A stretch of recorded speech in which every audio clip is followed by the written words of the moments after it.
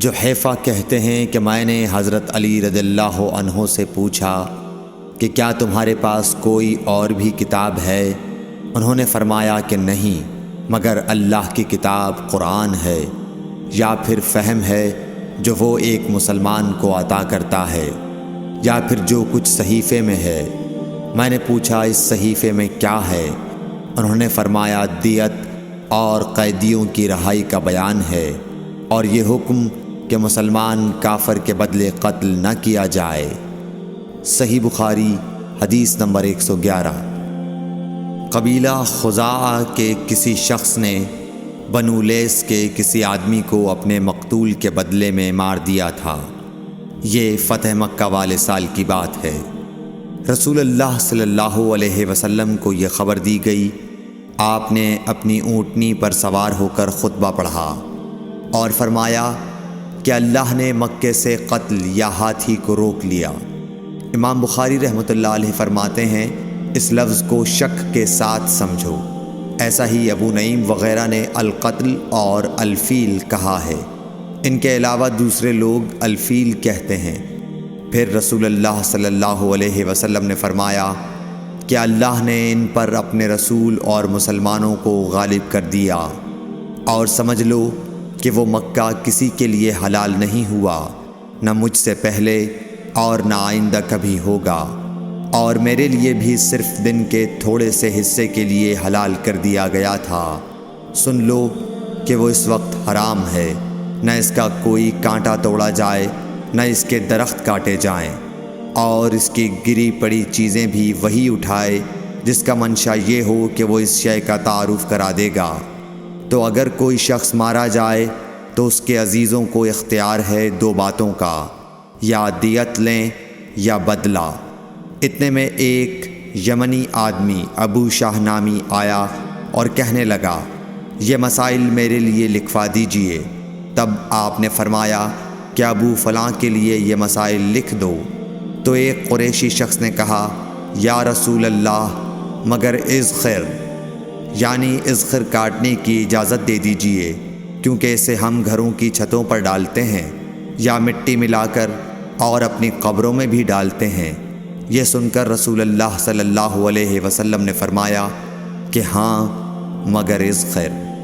صحیح بخاری حدیث نمبر 112۔ وہب بن منبح کے بھائی کہتے ہیں کہ میں نے حضرت ابو ہریرہ رضی اللہ تعالی عنہ کو کہتے ہوئے سنا کہ رسول اللہ صلی اللہ علیہ وسلم کے صحابہ میں عبداللہ بن عمر رضی اللہ عنہ کے علاوہ مجھ سے زیادہ کوئی حدیث بیان کرنے والا نہیں تھا، مگر وہ لکھ لیا کرتے تھے اور میں لکھتا نہیں تھا۔ صحیح بخاری حدیث نمبر 113۔ جب نبی اکرم صلی اللہ علیہ وسلم کے مرض میں شدت ہو گئی تو آپ صلی اللہ علیہ وسلم نے فرمایا کہ میرے پاس سامان کتابت لاؤ تاکہ تمہارے لیے ایک تحریر لکھ دوں، تاکہ بعد میں تم گمراہ نہ ہو سکو۔ اس پر حضرت عمر رضی اللہ عنہ نے لوگوں سے کہا کہ اس وقت آپ صلی اللہ علیہ وسلم پر تکلیف کا غلبہ ہے، اور ہمارے پاس اللہ کی کتاب قرآن موجود ہے جو ہمیں ہدایت کے لیے کافی ہے۔ اس پر لوگوں کی رائے مختلف ہو گئی اور شور و غل زیادہ ہونے لگا۔ آپ صلی اللہ علیہ وسلم نے فرمایا میرے پاس سے اٹھ کھڑے ہو، میرے پاس جھگڑنا ٹھیک نہیں۔ اس پر ابن عباس رضی اللہ عنہ یہ کہتے ہوئے نکل گئے کہ بے شک مصیبت بڑی سخت مصیبت ہے، وہ چیز جو ہمارے اور رسول کے اور آپ کی تحریر کے درمیان حائل ہو گئی۔ صحیح بخاری حدیث نمبر 114۔ ایک رات نبی کریم صلی اللہ علیہ وسلم نے بیدار ہوتے ہی فرمایا کہ سبحان اللہ، آج کی رات کس قدر فتنے اتارے گئے ہیں اور کتنے ہی خزانے کھولے گئے ہیں۔ ان حجرے والیوں کو جگاؤ، کیونکہ بہت سی عورتیں جو دنیا میں باریک کپڑا پہننے والی ہیں وہ آخرت میں ننگی ہوں گی۔ صحیح بخاری حدیث نمبر 115۔ حضرت عبداللہ بن عمر رضی اللہ عنہ نے فرمایا کہ آخر عمر میں ایک دفعہ رسول اللہ صلی اللہ علیہ وسلم نے ہمیں عشاء کی نماز پڑھائی۔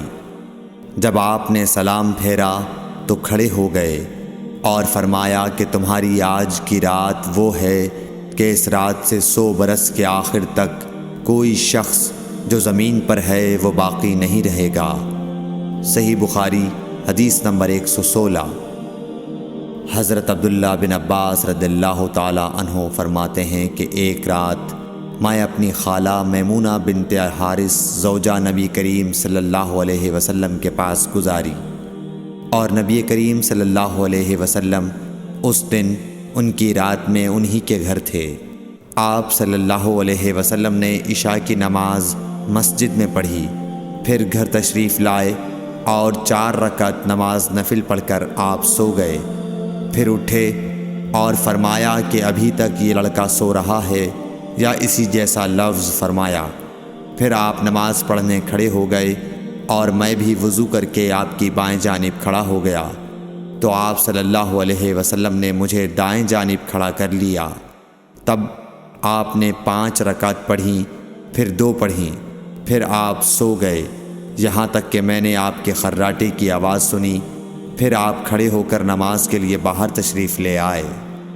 صحیح بخاری حدیث نمبر 117۔